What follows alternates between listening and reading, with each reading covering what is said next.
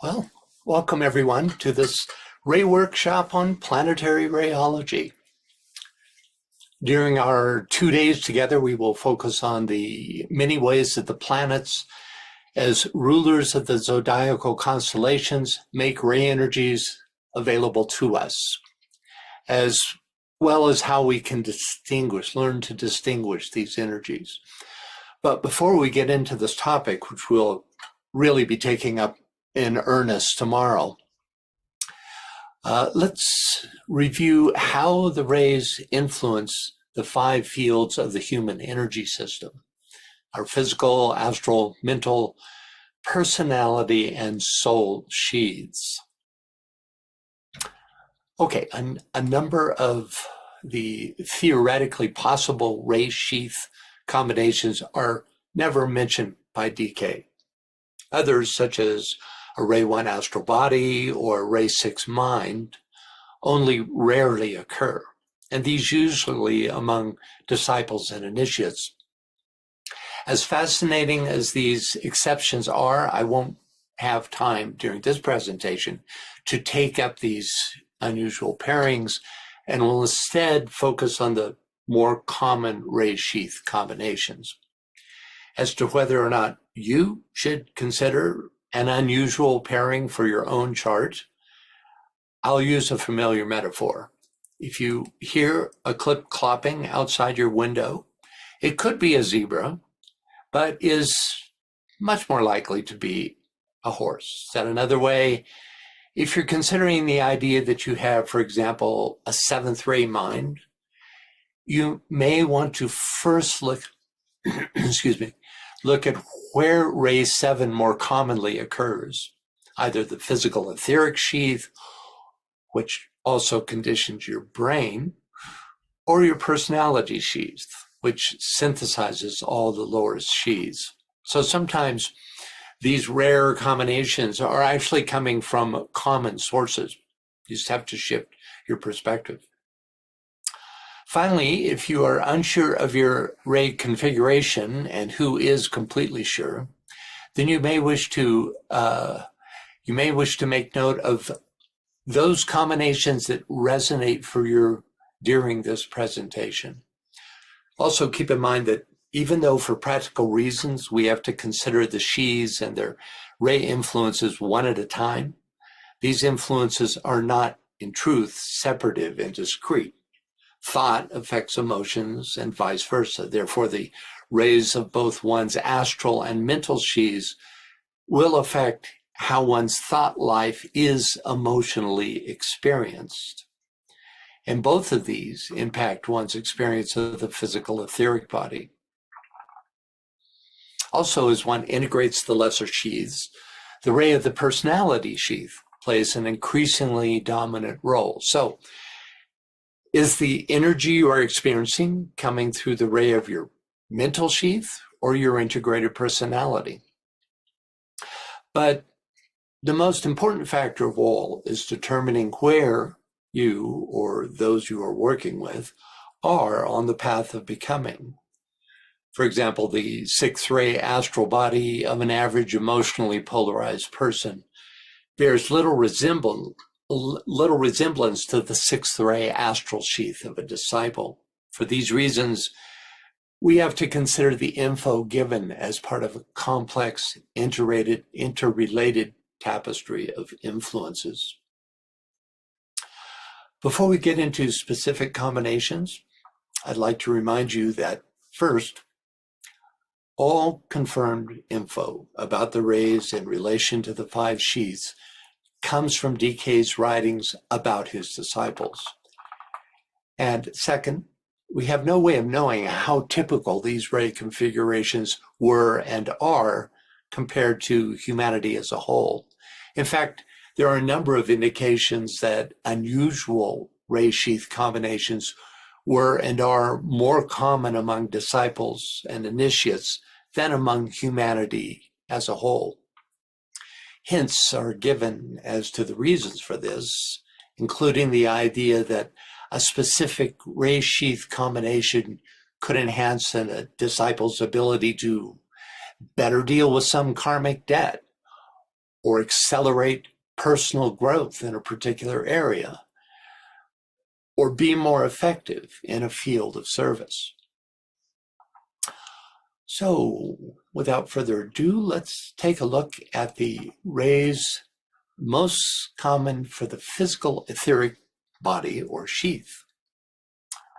This ray configuration is determined by the form and structure of the physical body, physical tendencies and behavior, and the nature or quality of the physical brain. This last is particularly important as the ray associated with the physical brain affects its connection to the mental body, and there could be confusion about where this ray energy is coming from. Is it really the physical brain ray or the mental sheath?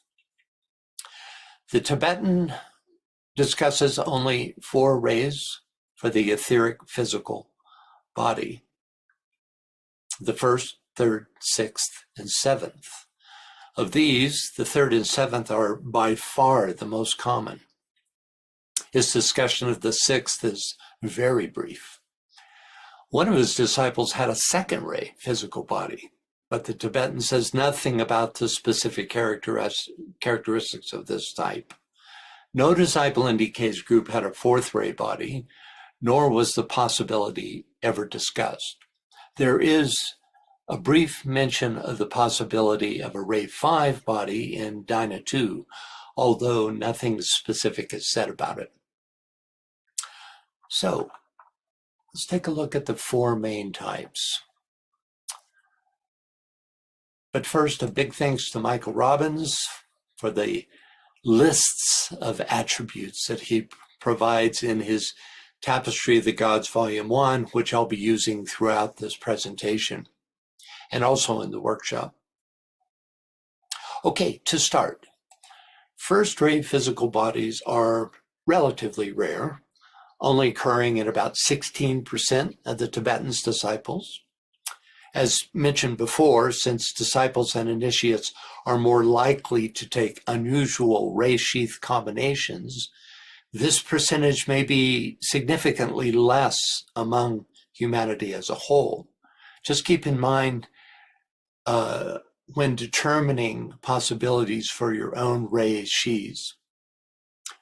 A 1st ray sheath combination is characterized by power on the physical plane, dramatic experiences with fiery energies, organizational capacity like the 7th ray, unremitting intensity of physical energy, stiff, awkward, or sudden movements, lanky or ectomorphic, yet this type can be very strong, physical detachment, isolating, dislike of being touched, ascetic, a strong head emphasis, powerful brain radiation.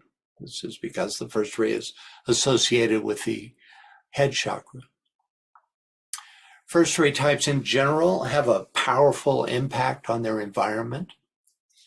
In 1st ray physical etheric types, this shows up through a demonstration of strength and physical energy, not so much through musculature, but rather through the determined one-pointed nature of 1st ray energy enlivening the body.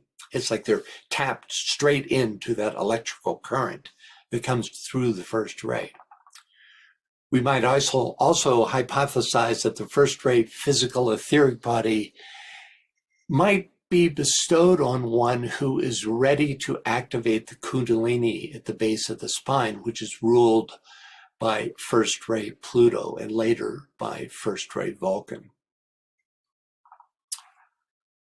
Next up, ray 3 physical etheric body, one of the 2 most common rays found governing the physical sheath, occurring in about 35% of the Tibetans group. In this pairing, we find a lot of activity, a busy body, literally. One who easily manipulates his or her physical environment, physical resilience and endurance, a physically casual type of person, relatively often inattentive to physical order and detail in their environment. This type is not usually of a delicate nature, nor are they especially sensitive to pain. They often have a mesomorphic or muscular frame, and they tend to strengthen their ties with material life during their incarnation.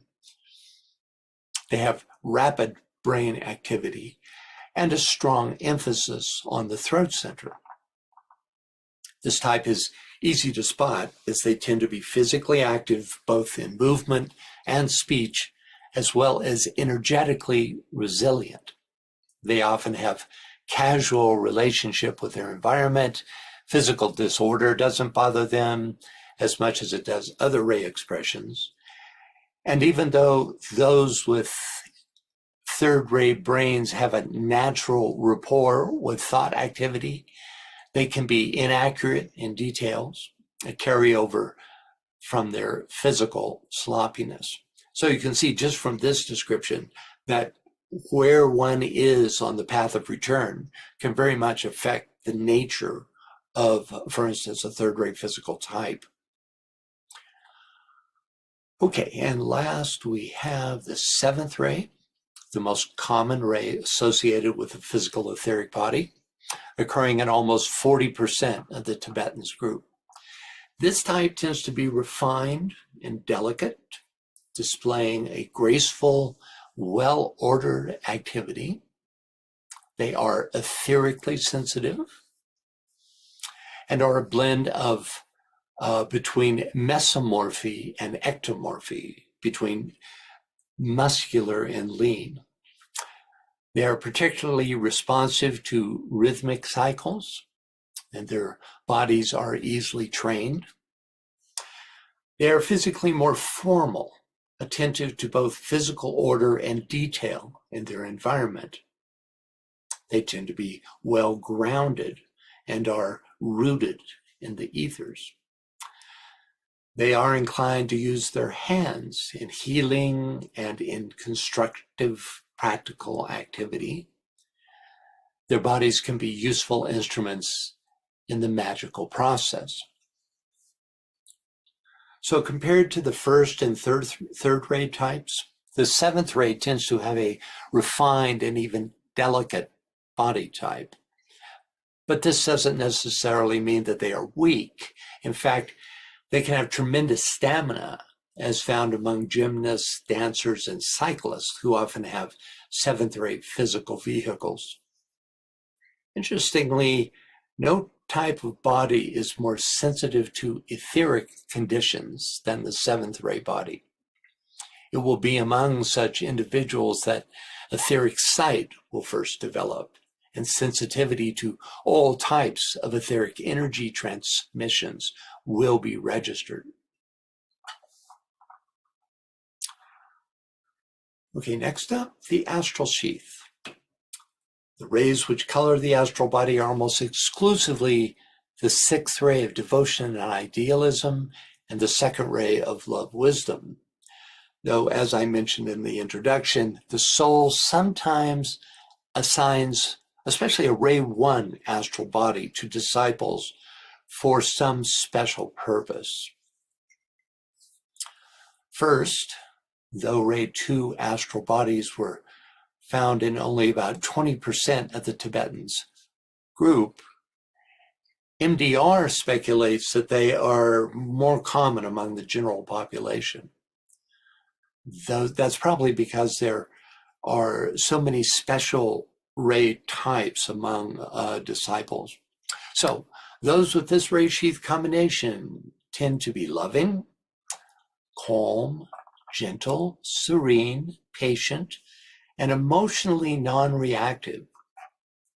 This type can be oversensitive and often fall prey to fear and suffering. It can also be easily overwhelmed. Nonetheless, they have easy, untroubled contact with others and develop heartfelt attachments. They easily identify with others through empathy, compassion, protectiveness. They have a wide band of emotional responsiveness as opposed to emotional reactiveness. Their heart goes out to many. It's from the second-ray astral types that we learn that there is more than just emotion demonstrated through the astral sheath. In fact, though the second-ray type tends to be extraordinarily sensitive, they tend to shun any kind of emotional display. The resulting tranquility promotes clarity of mind and emphasizes this type's deeply absorbent quality.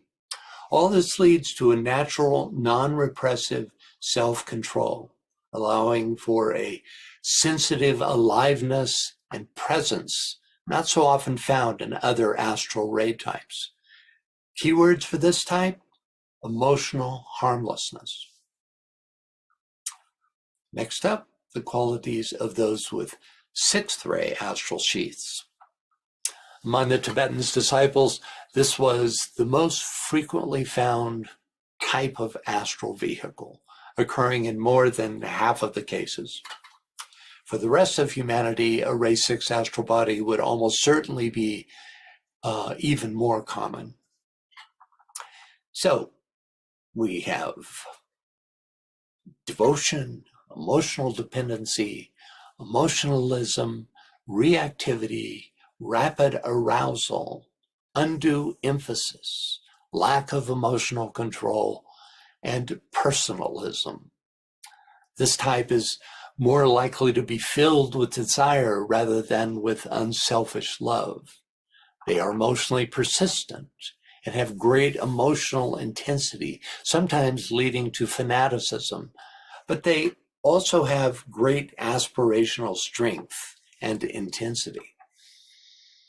They have the ability to intensely adhere, have intense adherence and attachment, one-pointed emotional orientation and drive, a narrow band of emotional responsiveness, and a strong tendency towards emotional glamour.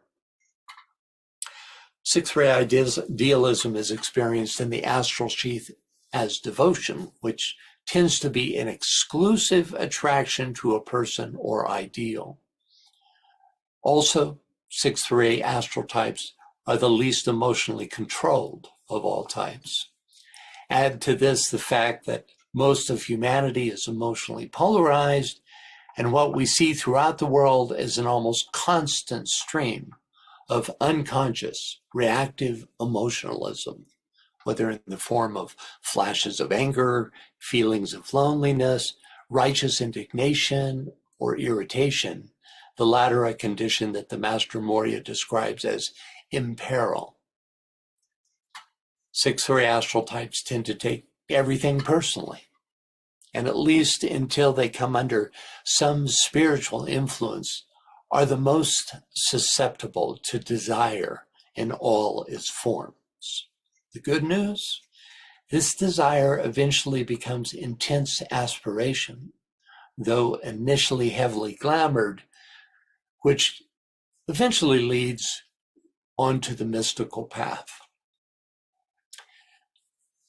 Pairings between ray and sheath are not usually progressive. For example, it's not better or more spiritual to have either a third or a seventh ray soul. However, in the case of the astral body, there are indications in DK's writings that it is desirable to shift from a ray 6 to a ray 2 astral sheath, and that learning to control one's emotions eventually leads to this shift. Okay, next up, those rays that characterize our mode of thinking, of thought form building. This is the ray of the lower mind. Higher mind is controlled by one's soul ray.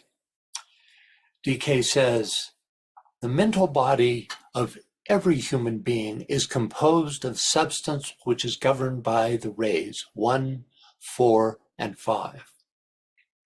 Exceptions to this rule appear, sometimes upon the path of discipleship, and are the result of the direct and intelligent action of the soul prior to incarnation. The soul builds a body of mental substance or attracts to it that particular type of mental energy which will enable it to possess, whilst in incarnation, the type of vehicle which will make a chosen experience possible. This freedom of choice never occurs except in the case of the awakening disciple. This is very interesting, and it points out why you have these exceptional ray pairings. So since in our time there are so many quote-unquote awakening disciples, there are probably many mental sheaths out there ruled by rays other than 1, 4, and 5. But we can't really get into exploring all these possibilities, though we will take a look at ray 3. First up, the qualities of the ray 1 mind. This type tends to be firm in thought and opinion. They tend to have a dominating mind that impresses its will on others. They are decisive, one-pointed, and affirmative. The first ray mental type tends to be oriented to inclusive principles, the big picture, rather than detail-oriented. They have a map-making, outlining type of mind that is concentrated, one-pointed, synthesizing, and critical. This type has tremendous mental endurance. They are independent-minded. And like ray 3 types, they have intensely active minds, but are more likely to leap to conclusions. They are often detached and impersonal in their thinking, which can make this type outspoken with little regard as to the effect on others of what they say. This type is often characterized by brief, unembellished, and trenchant or potent thought and speech. They are often realistically minded, with an organized, prioritizing, but isolating thought process. And finally, those with occult minds are often found among this type. Just interesting. It's that, again, that direct connection to the spirit aspect.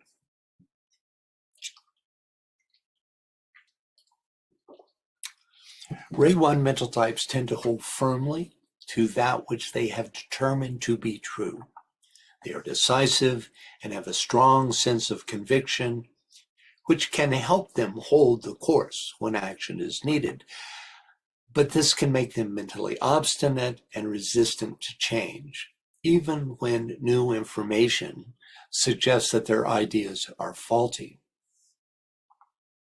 Their mental certainty tends to make them dominant, which can lead to feelings of mental superiority, but it also allows them to be realistic and one-pointed in their grasp of the big picture, the interrelated whole. The destructive aspect of ray 1, when manifesting through the mental vehicle, tends towards critical, combative thinking, which serves well in a debate setting, but can create barriers in personal relationships and group work.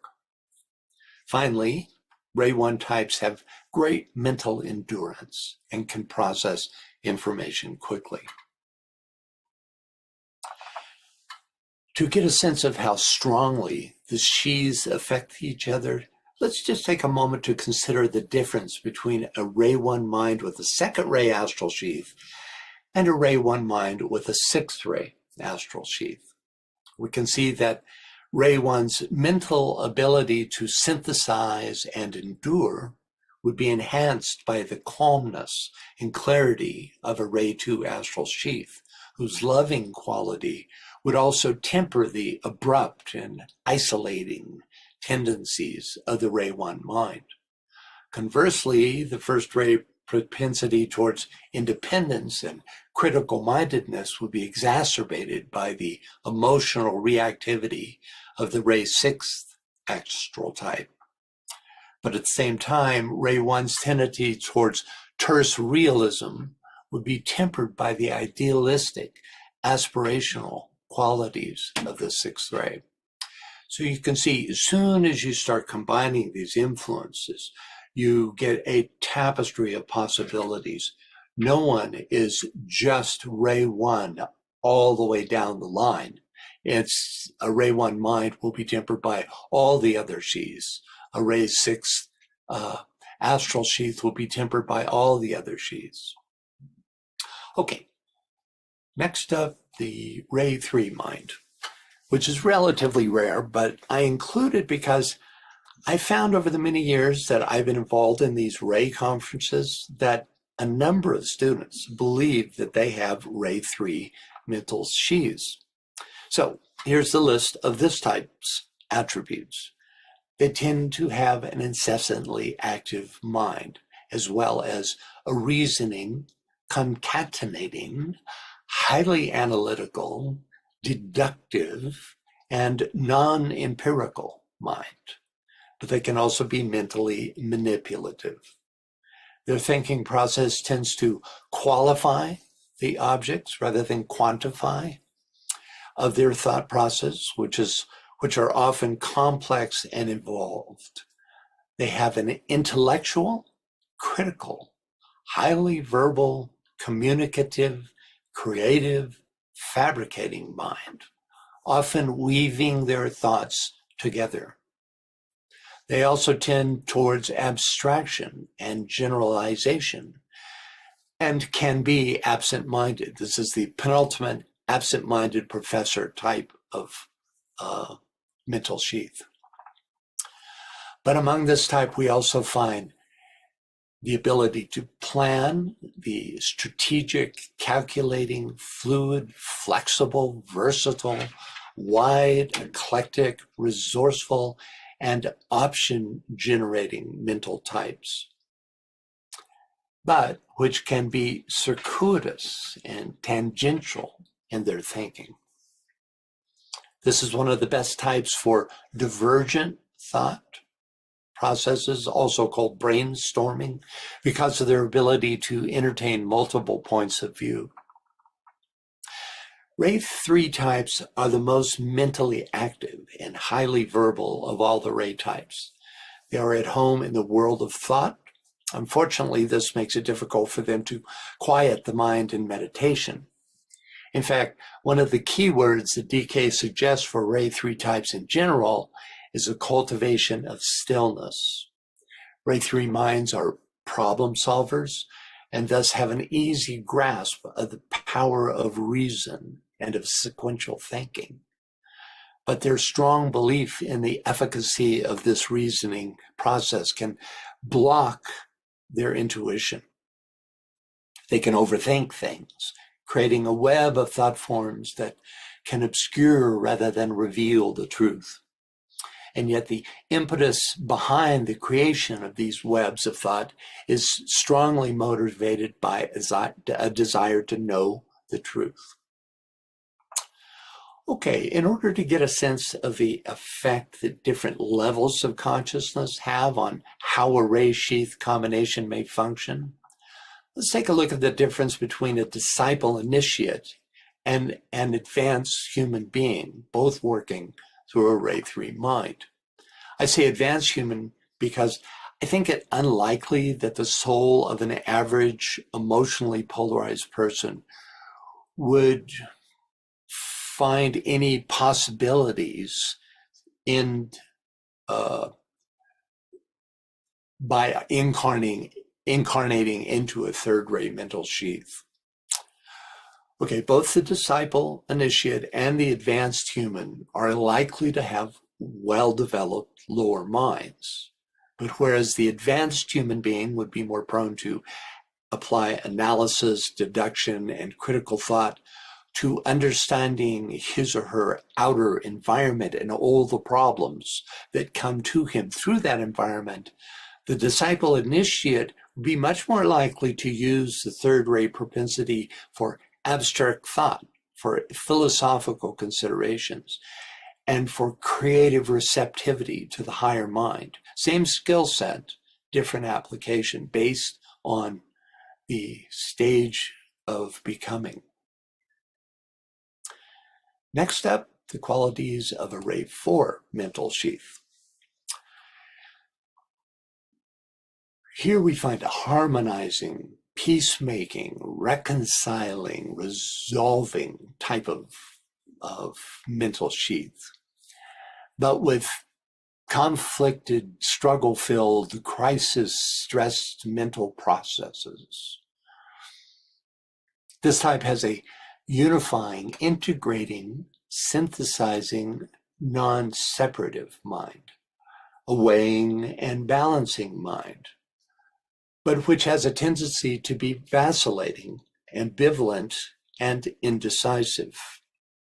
This type's sensitivity to conflict creates an antagonistic, contradicting mind, often presenting opposing points of view. This type tends to the extremes of rajasic and tamasic expression, of hyperactivity and lassitude.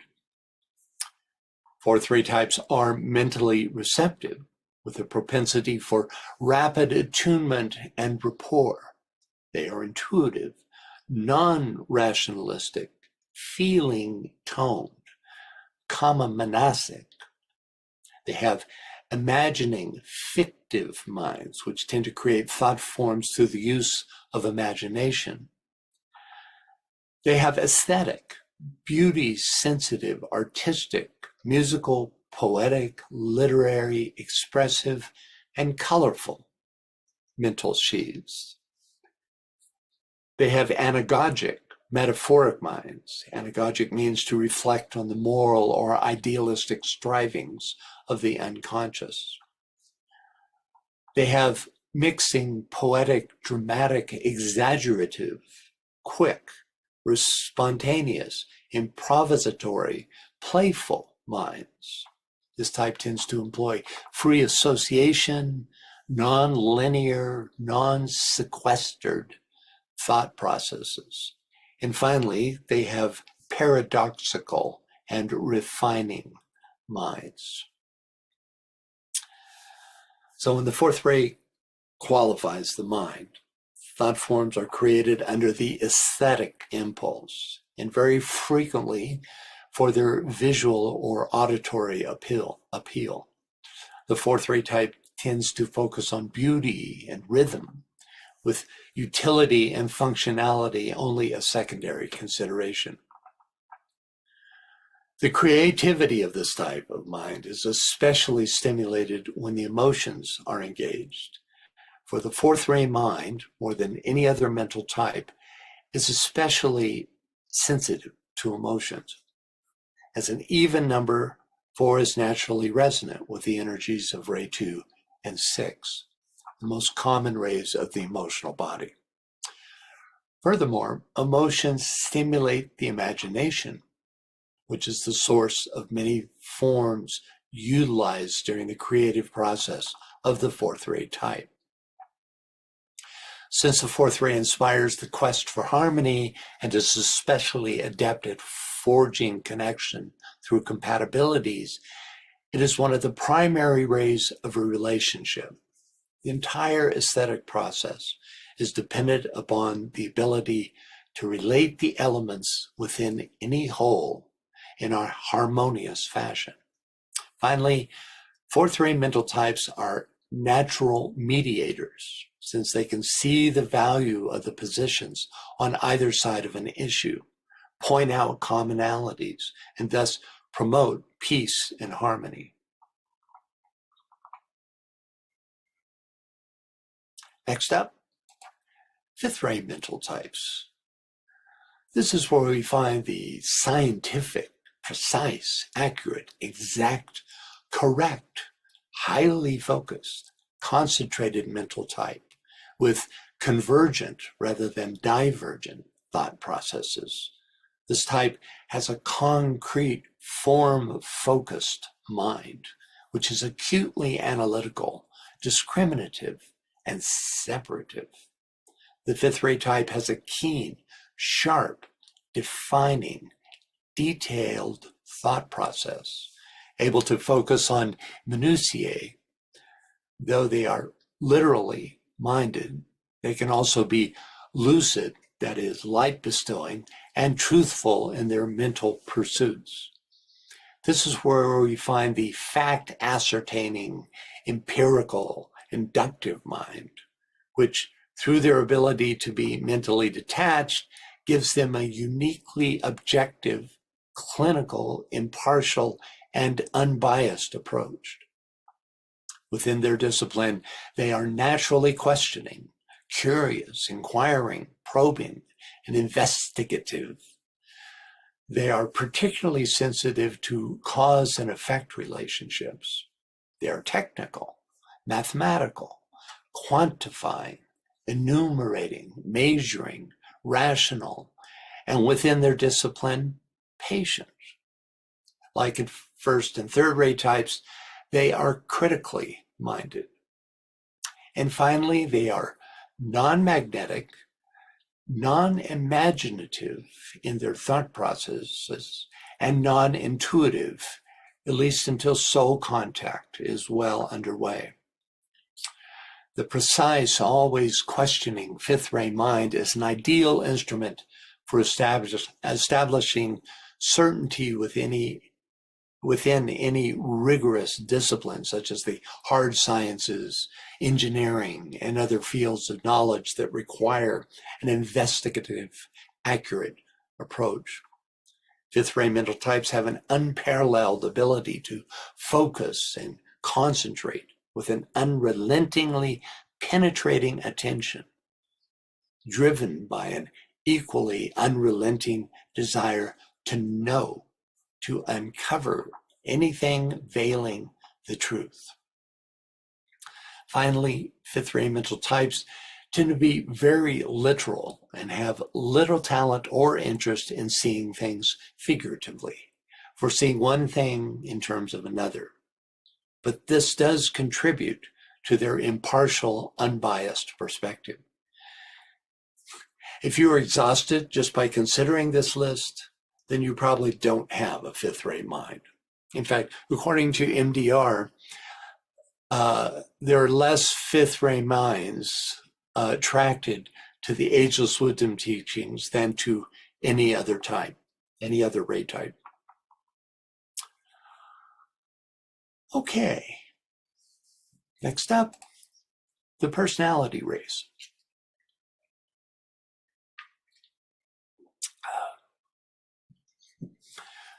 Which, like the rays of the lesser sheaths, can change from life to life in order to foster a wide range of experiences.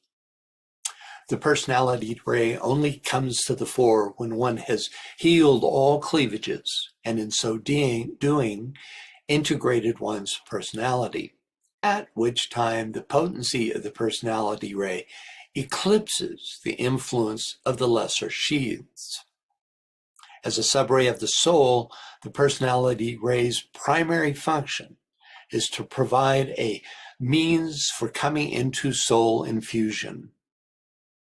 As with the lesser sheaths, there are positive and negative aspects to each personality ray type. Okay, first up, when first ray personalities are soul aligned, they provide a strong and enduring instrument for soul expression, using pure will to coordinate physical plane activities through the lesser sheaths, which they do with firmness and one-pointed assertiveness. But before soul alignment, this same willful self-assuredness tends to block soul influence more than with any other personality ray type, often resisting the connection, the altruism, selflessness, group consciousness, and light and love of the soul. Next, the second ray personality type. When soul aligned, those with Ray 2 personalities have the ability to express love wisely and understand people deeply. In a personality qualified by the second ray, the soul has a naturally attractive and magnetic instrument for expression. Integration of the personality fields proceeds by means of a gentle fusing and unifying process. The spontaneous activities of the various fields are regulated through the wise use of calmness and clarity, and are magnetically drawn into cooperation with personality intent. Second-ray personalities are natural centers of magnetism and caring, to whom others can come when in need of kindness, instruction, support, sympathy, understanding, or a calming, loving touch. The main block for achieving soul infusion is a second-ray propensity for weakness, timidity, and fearfulness of being too accepting, too tolerant, and even too inclusive. This type also loves personal comfort, pleasure, and personal happiness. Next up, Ray 3 personality types. These tend to have the ability to act with a high degree of creative intelligence, resourcefulness, and adaptability. In a personality qualified by the third ray, the soul has a versatile and mentally astute instrument for its expression, which allows them to coordinate their physical plane activities by means of intelligent strategy and direct those activities according to a creative, flexible plan. This type gets the job done, not through willful dominance, but through resourceful, adaptable intelligence, which allows for new angles of approach and options for action. But until a rapport with the soul is established, third-ray types can block soul contact by being too busy, both mentally and outwardly. Also through a tendency to be critical, vague, indefinite, and impractical. And at their worst, they can even be devious and manipulative, all which gets in the way of an open channel to the energy of the higher self. Next up, Ray 4 personality types. Those with Ray 4 personalities have the ability to create peace and beauty of relationship, both within the field of art and outside it, by harmonizing conflicts and resolving dissonances.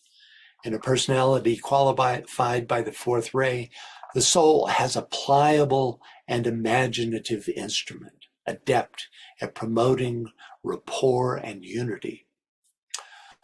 Blocks to soul infusement come in the form of lack of self-control, by being too temperamental, unreliable, and unstable, too vacillating and inconsistent. As to the fifth ray personality types, once the prodigious task of soul alignment is accomplished, the soul has a self-trained, self-aware, precision instrument through which to express itself. For the fifth ray personality, integration is a definite and specific scientific procedure, each step of which must be understood and executed in full awareness. This type tends to express the realm of the soul in the outer world by being experts, scholars, specialists, technicians, or other highly skilled types with narrowly focused abilities. The block to soul awareness for this type usually manifests as intellectual mistrust, as seeing the existence of the soul as scientifically unverifiable. This is due to an overemphasis on the importance of physical data, which can only be verified by the concrete mind. Next up, the sixth ray personality serves the soul by living an ardently focused life that is true to their highest ideals. These types integrate their personalities through devotion, which demonstrates as an unrelentingly enforced alignment in accordance with some particular one-pointed orientation. Thus, they are remarkably effective as champions of some cause. The difficulty for this type is breaking the stranglehold of their one-pointed desire, which tends to make them too emphatic and extreme, too emotional, too rigid and narrow, too resistant to alternatives, and too convinced of the unquestionable rightness of their point of view.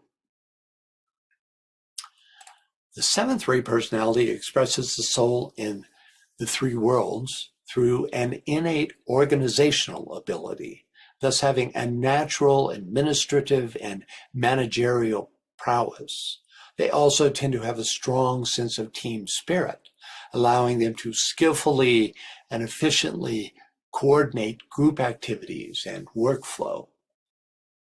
Their block to soul guidance comes from being too rigid and resistant to change, too caught up in externals, methods and procedures, too locked into their personal routines, customs, and conventions, too ensnared in the forms that they have created. Okay, so that takes us to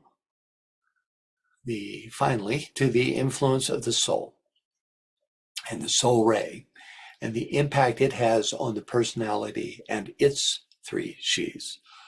Of course, the soul or solar angel on its own plane is an entity of great spiritual development whose concerns are far beyond the human understanding and have little to do with the development of the relatively insignificant human being which it has under its supervision. Our understanding of this great being relates to that small part of its purview which concerns the soul as it turns downward, relating to and influencing some incarnated human being. Since there's no way to determine a soul's ray type on causal levels without a fully developed higher sentiency, we are left with attempting to determine the ray influences of these great beings by considering their effect in our lives. A list of these high influences include the nature and quality of one, source of one's greatest contribution in service, one's true vocation, of one's selflessness and altruism, of one's true conscience, of one's most joyous activity, of one's greatest sense of meaningfulness, of one's sense of the sacred, and of one's heart desire. We could take this list into meditation and profit in terms of determining the soul ray. So first up, ray 1. The energy and influence of the ray 1 soul is experienced as a dynamic charge of spiritual will and power, which helps to strengthen and liberate others, vitalizing and directing the power of their will and impelling them to realize the courage of their own spiritual convictions. Thus, first ray soul influenced personalities are often leaders, demonstrating a firm but benevolent service to and for those they lead. Selflessness, which all the soul ray types demonstrate, comes through the first ray as a total identification with the divine purpose and plan. They demonstrate their altruistic love for others by destroying impediments and enforcing necessary detachment. Through the conscience, the first ray soul compels its lower reflection to be a selfless and fearless servant of the will of God. Next, the second ray soul type. Not surprisingly, the energy and influence of the second ray of Ray 2 soul is experienced as a glowing suffusion of love and wisdom. This is the ray of the teacher, utilizing empathy and compassionate understanding to help those he or she teaches to grow into their full potential. This type easily develops an intuitive, loving understanding of people, the better to help them evoke the divine pattern of their being. Their selflessness inspires, and their natural inclusiveness illuminates those they have come in contact with. Okay, let's see. Am I running out of time? Looks like I am. So I'm going to just skip down here to the next step. We have third ray souls. The energy and influence of Ray 3 soul is experienced as a stimulating inflow of creative ideas that directly reflect the divine plan. Third ray soul infused types tend to stimulate the mental creativity of others, finding ways for them to develop their ability to communicate new ideas, especially those relating to philosophical thought, so that humanity may more closely understand the true nature of reality in all its many aspects. The third ray soul speaks through the voice of reason and intelligence, and thus prods its personality reflection towards an ever greater soul-infused mental resourcefulness. Okay, for the fourth ray, according to DK, there's only a very few fourth ray souls in incarnation at this time. But with the gradual coming in of the fourth ray after 2025, more of this type will find their way. As might be expected, the energy and influence of Ray 4 souls comes in the form of an irresistible inner urge to bring harmony and beauty out of conflict and chaos. This type is uniquely qualified for the work of harmonizing and beautifying the lives of others and helping them reconcile their conflicts and in constructively resolving their crises. Okay, I'm going to have to skip quickly here. Ray 5 types. Energy influence of the Ray 5 soul is experienced as an unremitting urge to penetrate the veils of matter and form until their secret causes are revealed and their natures exactly disclosed. Though few fifth ray types are currently inclined towards the esoteric sciences, one of the contributions that this type will make in the Aquarian age is the discovery and application of occult scientific truths. Sixth ray. The energy and influence are experienced as an unrelenting urge to find and follow someone to whom or something to which total devotion can be given. This soul energy, unglamored by astral influences, leads this type unerringly to some enlightened revelatory source. And finally, the seventh ray, this soul type serves by bringing a regulated, rhythmic order into the lives of those he or she serves, and by providing practical, usable forms through which ideas can best be utilized. When applied to Aquarian ideas and ideals, the seventh ray is coming in, this organizational transformation will facilitate the coming new order. Well, there is so much more that can be said about each of these pairings and about how they interrelate, even more about how these pairings influence each other, which is why we continue to offer this pre-conference on the 7 rays. Anyway, I hope this has helped you get a better understanding of your own ray makeup.